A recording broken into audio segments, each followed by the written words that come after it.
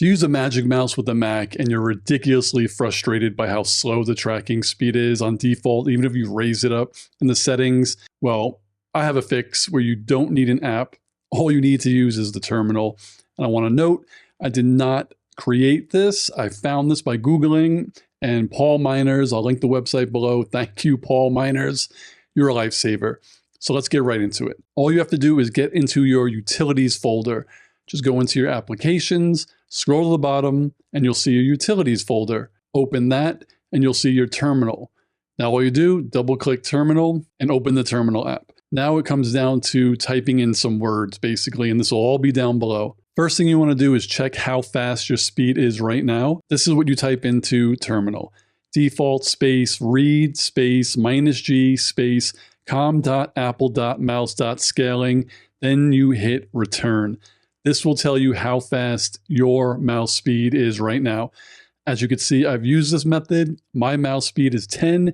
It is super fast. I love it. I think 10 will be good for anyone who has really slow mouse speed. Step 3 is where you're going to change your mouse speed.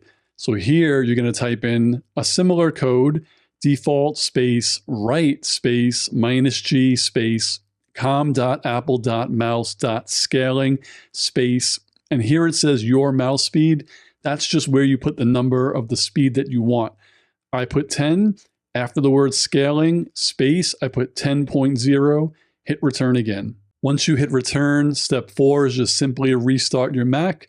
Once you're restarted, your mouse speed will be super duper fast, and you will thank Paul Miners for this. One thing to remember is, once you're set, if you go back into your Mac settings, mouse, and then you change the speed again, you have to do this all over because you can't then automatically speed up.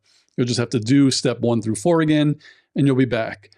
And again, I love having my speed set on 10. It's super fast. I have no problems. I have 2 monitors and it works perfectly. So again, thank you, Paul Miner.